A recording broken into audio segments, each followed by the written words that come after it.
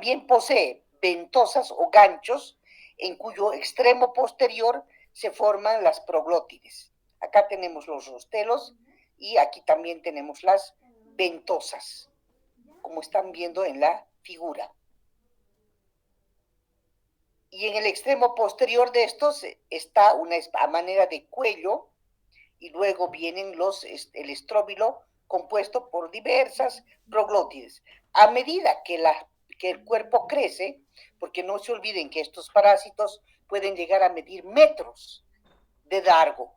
La Taenia solium puede llegar a medir hasta 5 metros y la Taenia saginata puede llegar a medir hasta 10 metros de largo. Imagínense, son enormes.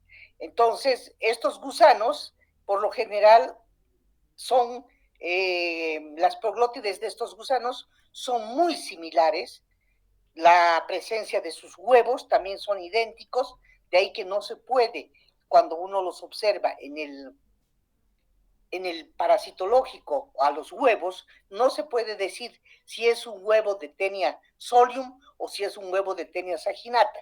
Por eso es que se informa solamente como se observan huevos de Taenia spp, sin identificación de especie. Significa la sigla SPP. Entonces, cuando más lejos están los proglótides de la cabeza o escólex, ellas comienzan a constituir un saco de huevos. Además, poseen una forma y tamaño muy característicos que sirve para diferenciar a las especies. En estos últimos proglótides, entonces, pueden existir 13 para Taenia solium y 14 para Taenia saginata. Vamos a observar ahora las características de estas dos tenias. Acá tenemos a Taenia saginata, que presenta un escólex con 4 ventosas, pero no poseen ni rostelos ni ganchos. Miren, no se observa para Taenia saginata. En cambio, Taenia solium presenta un escólex con 4 ventosas, 1, 2, 3, 4, y un rostelo con corona doble de ganchos. La Taenia saginata presenta proglótides grávidas con 14 ramas uterinas. Esto es lo único que puede diferenciar. Y las proglótides grávidas de Taenia solium van a tener 13 ramas uterinas a cada lado. Entonces, tan solamente se puede decir que es Taenia solium o Taenia saginata contando las ramas uterinas de las proglótides. La Taenia saginata, les he dicho que es la más larga, puede llegar a medir hasta 10 metros y es la que mayor número de proglótides tiene. Mientras que la Taenia solium es más pequeña, es menor, tiene menor tamaño y puede llegar a medir hasta 5 metros. Y también tiene un menor número de proglótides. Las proglótides se eliminan por el ano en ambas especies y salen espontáneamente, en el caso de Taenia saginata. En cambio, las proglótides de la Taenia solium salen con menor frecuencia, son eliminadas en la defecación.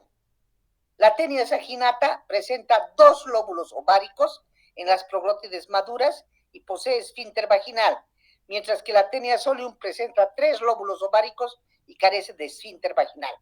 Les he dicho que los huevos y el resto son idénticos, exceptuando por el tamaño. Aquí vamos a ver el gusano. Observen acá. Este platelminto, acá está su escólex, observan todos. Este es a manera de cuello y todas estas ya son proglótides, que a medida que se van alejando y adquiriendo metros de metros de metros, las más alejadas del cuello y de los cólex son las que se pueden diferenciar, pueden observarse a simple vista y pueden diseccionarse con el microscopio, inclusive para llegarlas a contar a las ramas uterinas. Los huevos de ambas tenias son redondos, ligeramente ovalados, pueden medir entre 30 y 40 micras de diámetro, poseen, como ven ustedes acá, a manera de una rueda, doble membrana gruesa, por eso les parece una llanta. En su interior se encuentra el embrión, acá adentro está el embrión, con 3 pares de ganchos, 1, 2, 3. Los huevos son iguales morfológicamente para las dos especies. Acá están, miren, no se pueden distinguir. No puedo decir, este es de Taenia solium, este es de Taenia saginata, eso no existe. La única diferencia es por las proglótides, contando las ramas uterinas, de las proglótides más alejadas al escólex. ¿Cómo es el ciclo vital de la Taenia solium y de la Taenia saginata? El mismo. Lo que sí tienen que saber es que el hombre es el huésped, único huésped definitivo, porque puede alojar a los parásitos adultos en su intestino delgado. Estas dos tenias tienen huéspedes intermediarios que se van a infectar con los huevos y van a desarrollar larvas conocidas como cisticercos. En los tejidos, los cerdos para Taenia solium van a ser los huéspedes intermediados y el ganado vacuno va a ser el intermediario para Taenia saginata. La cisticercosis tan solo tienen que saber que es producida por el cerdo por Taenia solium cuando ingiere huevos.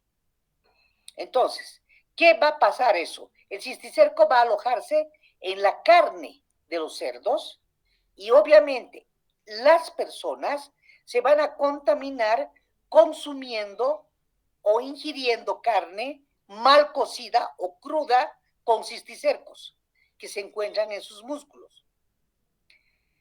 Ahora bien, una vez que ingresa a la cavidad bucal, pasa al intestino, pasa al estómago y llega al intestino donde la cabeza del gusano se fija al intestino gracias a sus escólex, a las cabezas.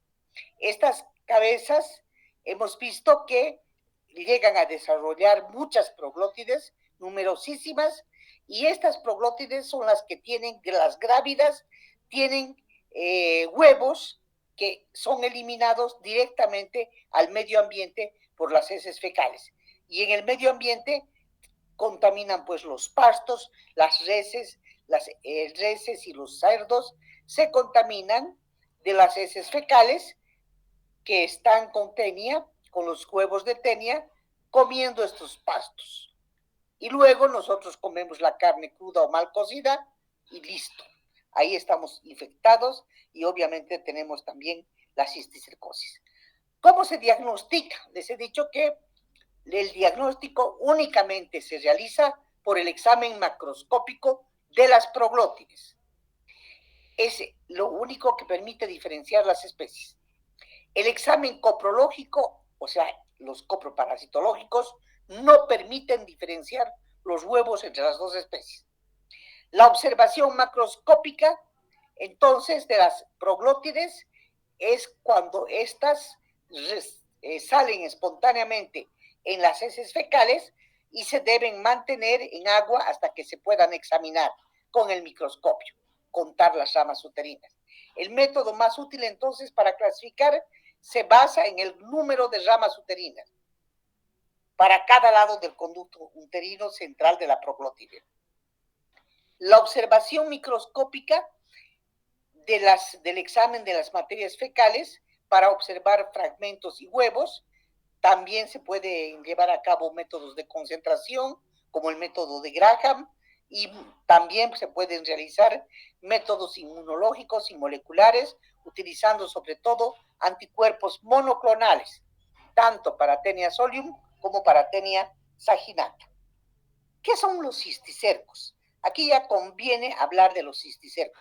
Los cisticercos son las formas intermediarias que afectan principalmente a los cerdos y al hombre, sobre todo en Taenia solium, en el cual el compromiso mayor está cuando estos cisticercos que les estoy mostrando, miren que pueden ser de dos formas. Una forma vesicular, que son como vesículas, donde tienen el gusano al centro, y una cubierta completamente hialina transparente. Y pueden ser formas vesiculares y otras racemosas. En cambio, acá se encuentran los cisticercos alojados en el músculo o en los tejidos, etcétera, etcétera. Pero esta no es la forma más grave. La forma más grave o de mayor gravedad es cuando estos cisticercos migran al sistema nervioso central. Quiere decir que se pueden alojar en el cerebro. Entonces, para el ciclo de vida de estos cisticercos se inicia con la presencia de personas que son o tienen están parasitadas con Taenia solium en sus intestinos. Estas personas eliminan las proglótides y los huevos en las heces. De esta manera se liberan gran cantidad de huevos en la tierra que van a infectar por vía oral a otras personas. Y estos huevos van a dar origen a otros embriones en el intestino, los que van a penetrar a la pared, van a pasar a diferentes vísceras y van a llegar hasta el sistema nervioso central. El diagnóstico clínico que lo dan los médicos se basa principalmente en la sintomatología que produce la cisticercosis, que es una sintomatología muy peculiar, muy parecida inclusive a una enfermedad, porque los pacientes que tienen cisticercosis generalmente son para personas que no tienen equilibrio, que tienen tinnitus, que tienen fuertes dolores de cabeza cuando tienen al cisticerco alojado principalmente en el cerebro. Entonces pueden tener síntomas parecidos a la epilepsia inclusive. El diagnóstico clínico entonces se basa en todo esto. Entre otros métodos inmunológicos que se pueden aconsejar o recomendar a las personas con cisticercosis, también está el Western Blot y la prueba de ELISA con enzimo inmunoensayo. Bien, ahora vamos a hablar de un otro parásito que no es platelminto. Después vamos a continuar hablando y viendo más fotos de estos y viendo la patogenia y la patología de ambas especies. Ahora vamos a hablar de alguien con quien frecuentemente se lo confunde. Y es precisamente que quiero hablar de este otro elemento, que es un nemátodo, se llama Trichinella spiralis. Trichinella spiralis, en su estadio adulto puede medir nada más que 2 hasta 4 milímetros de longitud. O sea, la larva se aloja en el intestino delgado y en los músculos cada larva de estas se enrolla sobre sí misma y puede formar un quiste ovalado de 250 a 500 micras. Entonces vamos a ver acá cómo es su ciclo de vida de esta trichinela. Este es un nemátodo, no es un gusano plano. La infección se adquiere también por comer carne cruda o mal cocida, principalmente de cerdo, con la que ya contiene en el músculo la larva de la trichinela. Observen, acá está, ¿no? Acá está la larva de la trichinela. Los cerdos y el hombre son los parásitos definitivos para alojar a estos parásitos adultos que también sirven como huéspedes intermediarios. Entonces el ser humano se infecta consumiendo carne mal cocida con las larvas de la trichinela. Pero estos son microscópicos. En cuanto al tamaño, no tienen nada que ver con la cisticercosis de las tenias. Vamos a ver todo esto y también su ciclo vital. ¿Cómo se diagnostican? La búsqueda de las larvas de Trichinella spiralis, conocida vulgarmente como triquina, se localizan por biopsia o se encuentran por biopsia de los músculos, pero no es un método práctico, porque cuando se observan en una cirugía o en una autopsia, recién podríamos confirmar. Entonces, lo único que nos puede confirmar también son las pruebas serológicas, que simplemente van a identificar anticuerpos monoclonales a las 3 semanas de iniciada la infección o esta parasitosis. Pero, lamentablemente, no son muy confiables porque pueden dar reacciones cruzadas con otras helmintiasis. Entonces, vamos a ver una segunda parte donde vamos a hablar mucho más de estos parásitos. Ustedes también tienen esta segunda parte posteada. Entonces voy a terminar esto, voy a salir para poderles postear la otra.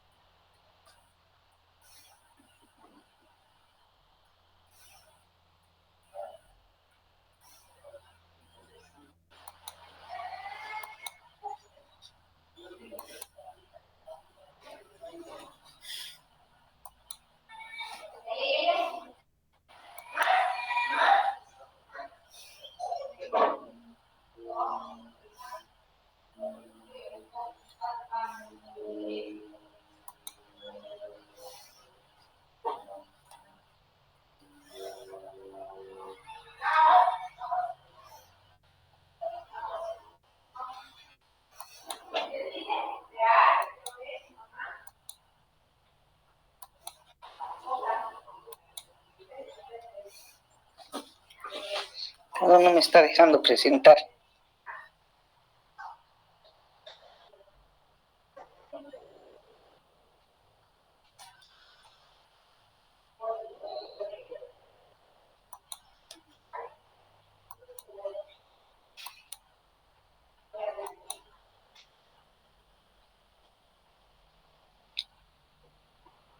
¿Están todos observando la presentación?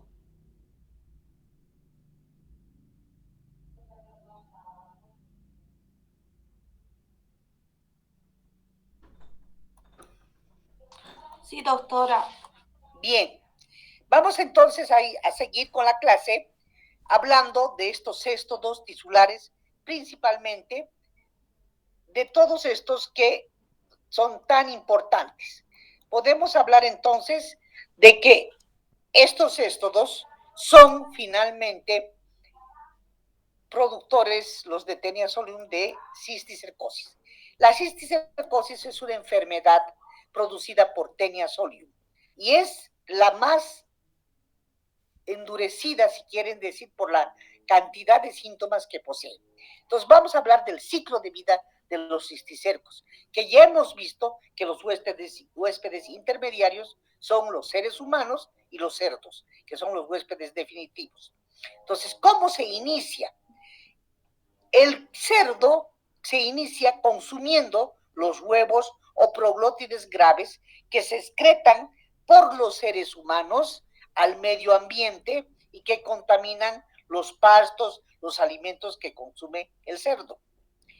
Luego, el cerdo desarrolla las oncósferas, los huevos, eclosionan en su interior, penetran en la pared intestinal y se van circulando por la circulación hacia el tejido muscular. Se alojan en el tejido muscular y obviamente son conocidos como cisticercos. Estos cisticercos son los que nuevamente adquiere el ser humano consumiendo carne cruda o mal cocinada del cerdo. Por ejemplo, esos chicharrones, cuando no están bien cocidos y están contaminados con Taenia solium, contaminan, ¿no es cierto? Y no brindan ninguna seguridad. Por eso es que tienen que la carne ser muy bien cocida. Entonces, ¿qué pasa? Una vez que llega al intestino, el gusano se desarrolla, eclosiona el cisticerco y obviamente el gusano tiene un escólex con 4 ventosas, un rostelo con el que se adhiere fuertesmente a la superficie epitelial y obviamente empieza a desarrollarse también el gusano adulto en el intestino delgado. Y este gusano adulto tiene también su estadio infectante, como es el cisticerco. Una vez que el cisticerco está desarrollándose en el ser humano, lamentablemente tiene dos localizaciones. Puede ir al cerebro, que es la peor localización, o puede ir a los músculos, miren, o puede ir a los ojos también. 3 localizaciones en realidad para el cisticerco de Taenia solium. El cerebro, que es la peor, los ojos y los músculos. Bien, aquí vamos a ver los cisticercos. ¿Cómo son? Ya los hemos visto. Aquí observen su cubierta vitalina.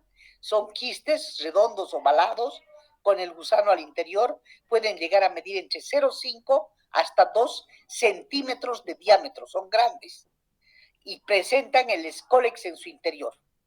Y acá tenemos en el músculo cómo se observan estos cisticercos. Acá tenemos otra fotografía donde nos muestra el escólex en un corte longitudinal. Esto es en una patología. Y aquí podemos ver su membrana quística, que es esa cubierta vitelina. Y obviamente, inclusive, puede verse las ventosas de la Taenia. ¿Cómo es su patogenia? Eso es lo interesante. La patogenia del cisticerco, cuando está en el cerebro, tiene un efecto de masa. ¿Cómo es eso? Comprime, comienza a comprimir.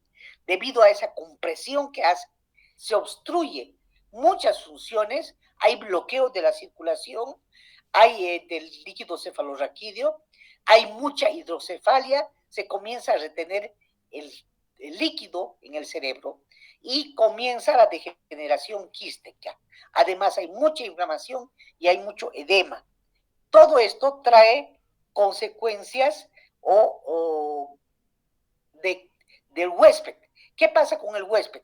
El huésped generalmente que tiene algunos mecanismos de evasión por la respuesta inmune, no funciona. Resulta que hay un enmascaramiento antigénico con inmunoglobulinas del huésped.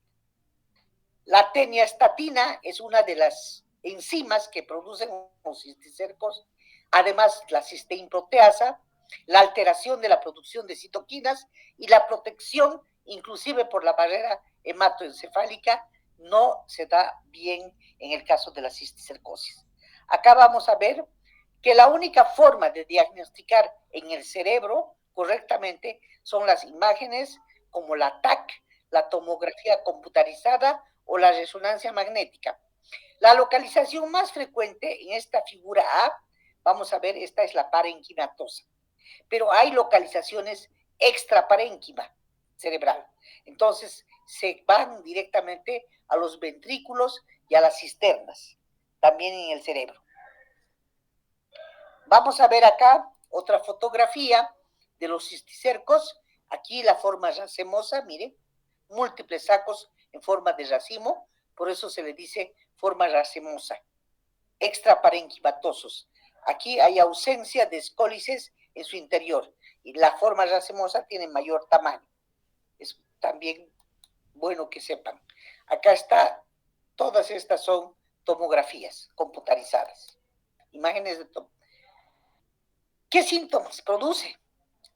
Muchas convulsiones. Por eso es que se parece a la epilepsia, ¿no es cierto? Conocida como gran mal. A la mucho dolor de cabeza, cefalea. Mucho síndrome de hipertensión endocraniana. Como es una masa que está comprimiendo, comienza a subir la tensión al interior del cráneo. Hay déficit focal, hay alteraciones cognitivas, comienza el síndrome meningio, hay síndrome medular. En el síndrome meningio, la persona puede perder el equilibrio, puede presentar tinnitus y puede llegar a caerse inclusive. En el síndrome medular es cuando se distribuye a otras localizaciones, puede ir a la cisticercosis subcutánea, debajo de la piel y en forma muscular. Cuando va a estos sitios, los nódulos son móviles y más pequeños, menores a 10 milímetros, y no duelen, son indoloros. Aquí vamos a ver una tercera localización que es en los ojos. Aquí está la oftalmocisticercosis. Observen todos ustedes. Miren, esta persona está con el cisticerco en el ojo. Entonces su localización está acá, ¿no? El diagnóstico que se hace, por supuesto, lo tiene que hacer un oftalmólogo con mucha experiencia, con estudios de fondo de ojo, métodos inmunológicos, diagnósticos por imágenes, TAC, o sea, tomografía computarizada y resonancia magnética, RMN, y obviamente ver los antecedentes epidemiológicos. También tendrá que tener una biopsia de la piel, del tejido celular, subcutáneo y del músculo. Si presenta una localización oftalmo, puede tener cisticercos en los músculos. Vamos a ver un otro gusano, que este es un tremátodo. Se conoce como Echinococcus spp. El Echinococcus spp, sin identificación de especie, en realidad es así como se lo denomina cuando se observa. Pero generalmente nosotros tenemos al Echinococcus granulosus. Hay muchos Echinococcus, pero la especie que más se presenta en el ser humano es el Echinococcus granulosus de los distintos genotipos, G1, G2, G3. El multilocularis más tiene como huésped definitivo a los zorros, a los perros, a los gatos. También el Echinococcus granulosus tienen huéspedes definitivos como los perros, los zorros, los chacales, las hienas y los lobos. y como huéspedes intermediarios pueden tener a las ovejas, incluidos los roedores, mamíferos, etc. La enfermedad producida por los equinococcus se conoce con el nombre de equinocosis quística. Su distribución es cosmopolita. El equinococcus granulosus es el que está en todo el mundo. Y los multilocularis generalmente están en Europa, en Asia y Norteamérica, por lo general. Vamos a ver acá, como miren ustedes, multilocularis y granulosos. Granulosos son los verdes, miren, todo Sudamérica. Nosotros no tenemos mucho, pero miren, Chile, parte de la Argentina, toda la Argentina tienen equinococcus. Nosotros tenemos poco. Otras partes también. Entonces, vamos a hablar de estos equinococcus. ¿Por qué decía yo que es un tremátodo? Es también una tenia, pero no es tan larga como la tenia. Es pequeña, puede medir entre 1.2 y 7 milímetros. Los tremátodos son gusanos carnosos, o sea, tienen más carne. Acá tienen una cabeza a manera de rostelo, este es su rostelo, y este es su cuerpo, o en realidad podría ser su protoscólex, así es como se llama. Este es el cuerpo, nada más, es un tremátodo. Miren acá, este es el huevo, muy similar al de la tenia. Este es el protoscólex. También presenta rostelos, discos suctorios, ganchos, proglótides muy pocas. Esta es una proglótide inmadura y esta es una proglótide grávida, donde podemos advertir los huevos al interior del útero. Su ciclo de vida de equinococcus granulosos también es similar al de las tenias, solo que aquí hay más cantidad de huéspedes intermediarios. No solamente son los perros, sino también están los huéspedes intermediarios. El perro y el hombre, huéspedes definitivos. Pero un huésped intermediario, por ejemplo, pueden ser los burros, las cabras, los cerdos, etcétera, etcétera. ¿Cómo se infectan? Ingiriendo huevos en las heces fecales que contaminan el alimento de estos animales. Luego ellos pueden desarrollarlo en su intestino hasta estos huevos, hasta que la oncósfera va a eclosionar y va a dar el quiste hidatídico. El quiste hidatídico es el ciclo de vida más importante, o es la etapa más importante del ciclo de vida, y va a ir directamente a atacar al hígado. Por eso se llama hidatidosis, se conoce con ese nombre la enfermedad.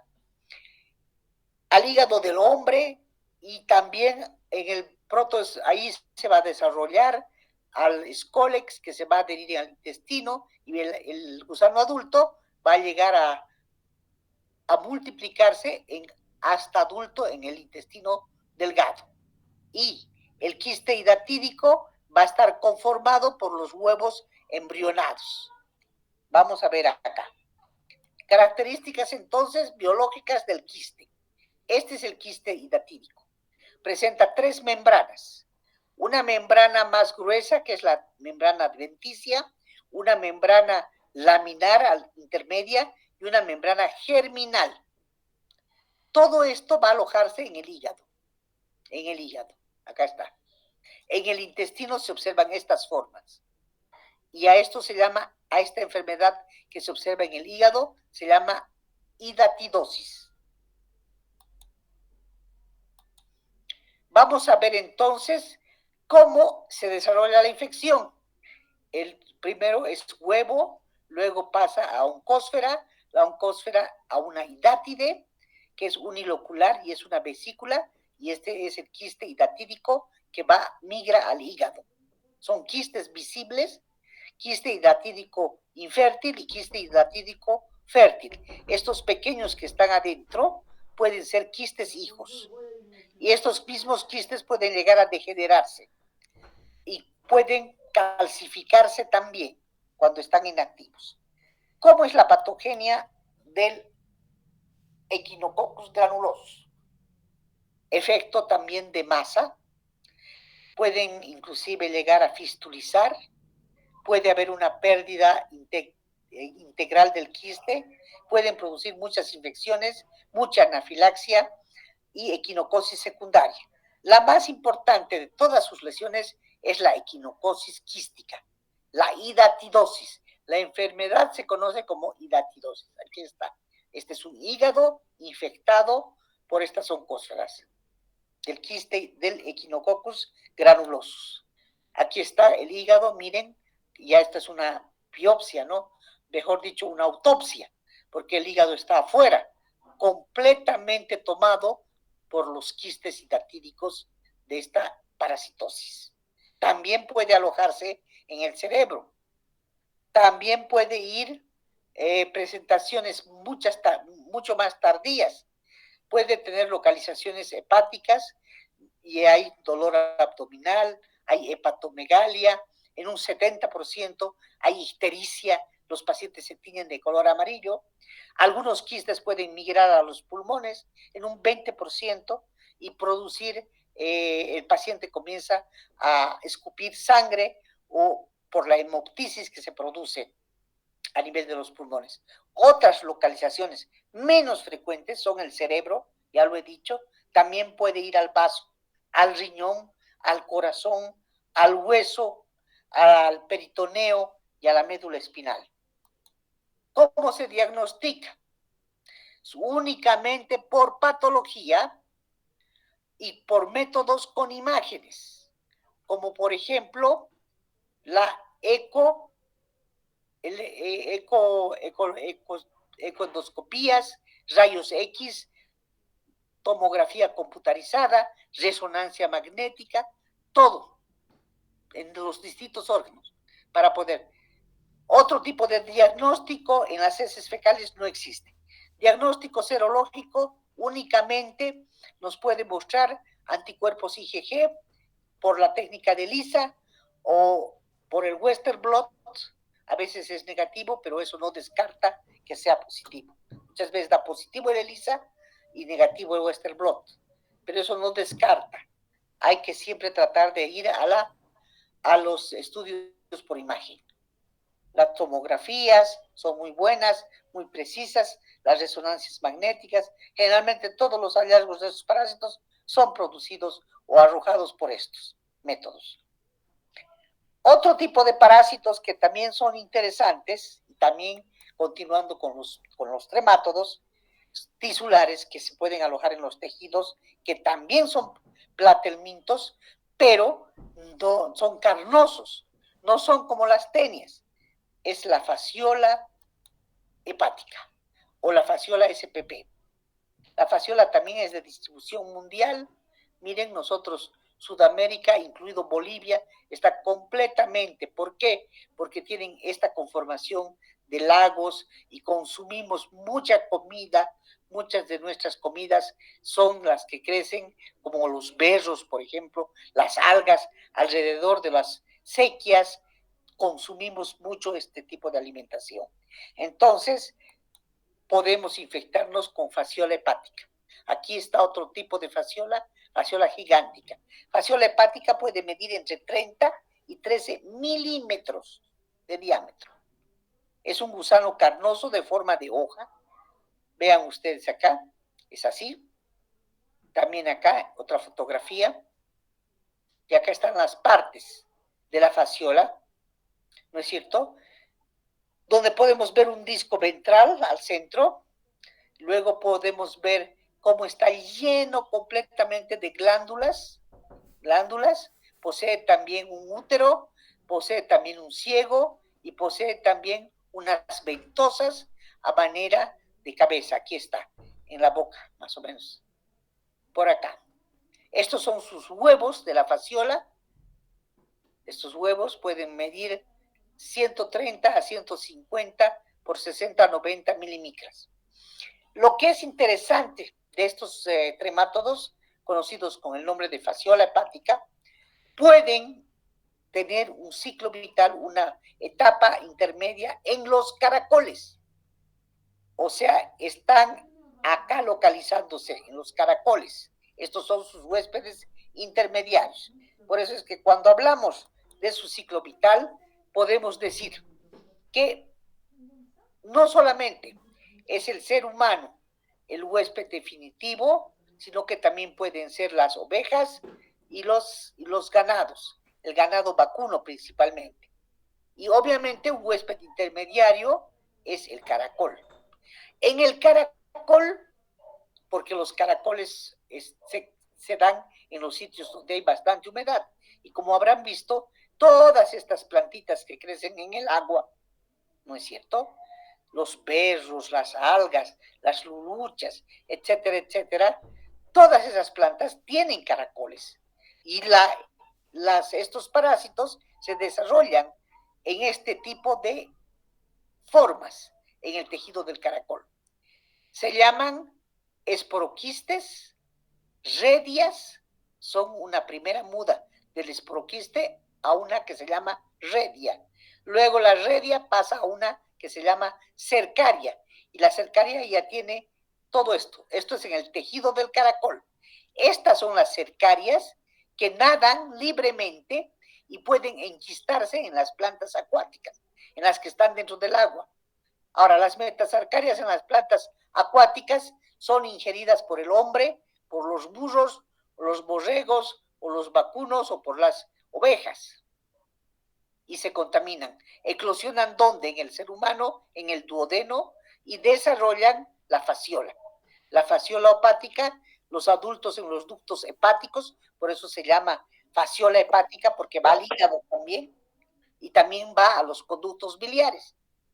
Yo he visto muchas fasciolas hepáticas que extraían de las endoscopías que realizaban a los pacientes, sobre todo las RCPs, que iban a ver las vías biliares.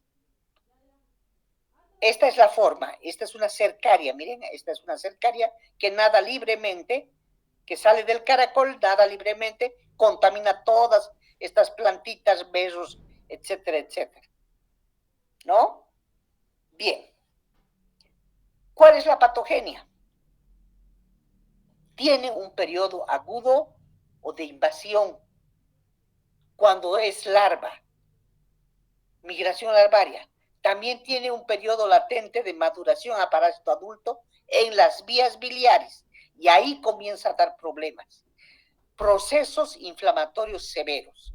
Hay periodos obstructivos, crónicos o biliares, hay hiperplasia epitelial, puede haber fibrosis, obstrucción, dilatación de los conductos biliares, y obviamente, ya les he dicho, se los extrae por endoscopía. También le dicen vulgarmente, la conocen como el parásito bailarina, porque se encuentra como una hoja que se mueve así y que tiene movimientos de bailarina. Sus manifestaciones clínicas, como va al hígado o a las vías biliares, en un periodo agudo de invasión produce síntomas gastrointestinales inespecíficos, hay hepatomegalia, el hígado crece más grande, mucho dolor abdominal, mucha fiebre, mucha eosinofilia. Y en un periodo latente, generalmente este es un parásito asintomático cuando está presente y no da problemas. Puede haber síntomas gastrointestinales inespecíficos hasta que no se lo descubre, o eosinofilia. Pero cuando está en un periodo agudo, lo más clásico es la obstrucción crónica o biliar, el dolor similar al del cólico, la colangitis, la colicistitis y la hepatomegalia, el crecimiento del hígado. Este es el huevo, y obviamente acá tenemos antecedentes epidemiológicos, tiene que existir. El laboratorio no se usa porque no vamos a encontrar nunca esto. Imágenes sí, tomografía computarizada, resonancia magnética, todo eso. Serología sí, hay serología para fasciola hepática con anticuerpos monoclonales por el método de ELISA.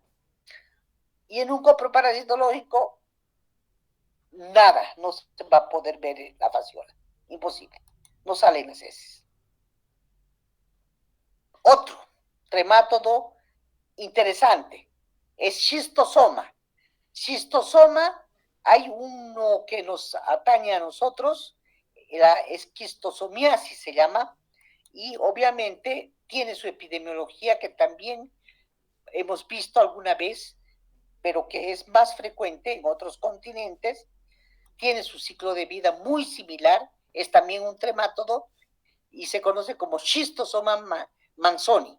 Generalmente nosotros que tenemos lagos, lagunillas, etcétera, etcétera, allí es donde están presentes estos. ¿Por qué? Porque hay caracoles y entonces en los caracoles son sus huéspedes intermediarios, donde se van a formar los esporoquistes en los caracoles, y obviamente el caracol va a liberar a las cercarias que van a nadar libremente y van a penetrar en la piel, como el ser humano tiene los pies cuando va a pescar metido en los charcos, en los riachuelos, etcétera.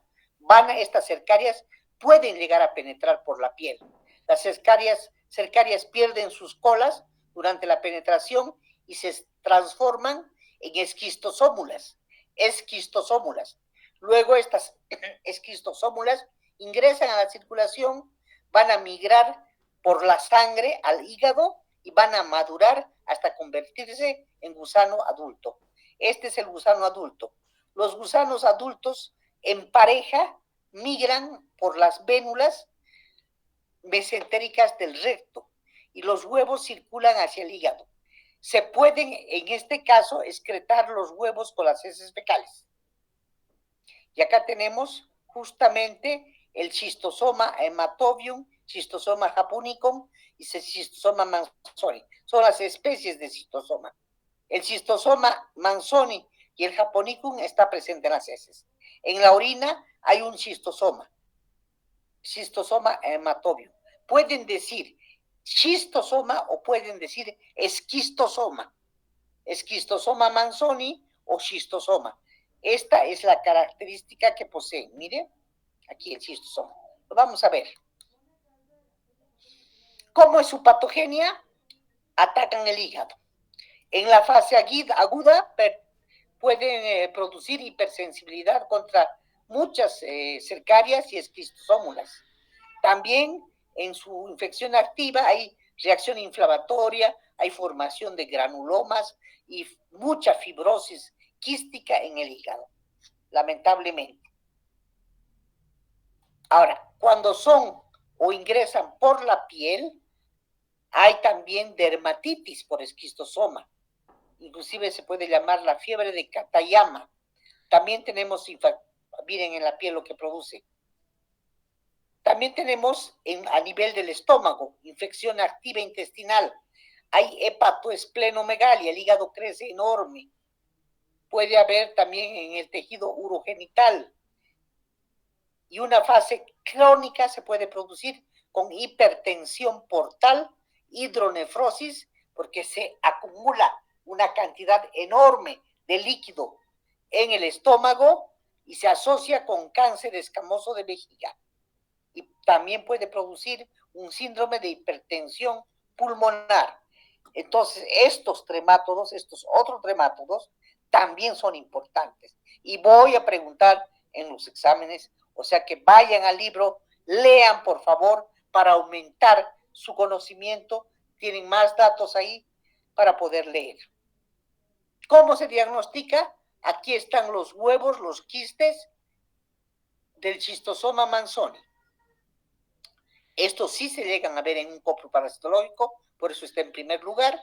También se detectan por los antígenos por el método de ELISA, la proteína C reactiva y la serología. Bien, y en los nematodos tisulares habíamos visto la Trichinella spiralis. Aquí vamos a comentar algo más de la trichinela. Aquí tienen varias formas de la Trichinella spiralis, que es la principal especie, la triquina, que afecta al ser humano. Existen otras especies, pero no pueden afectar al ser humano. ¿Y cómo nos contaminamos? Consumiendo carne de cerdo mal cocida o infectada con triquina. Ahí está. Nosotros no vamos a comer carne de oso, porque también hay un ciclo selvático, ahí hasta en los ratones puede haber triquina, pero no comemos nada de esto. Entonces el ciclo de vida del ser humano tan solamente contempla a Los cerdos, tal vez a los ratones, pero no creo. Nadie come ratones.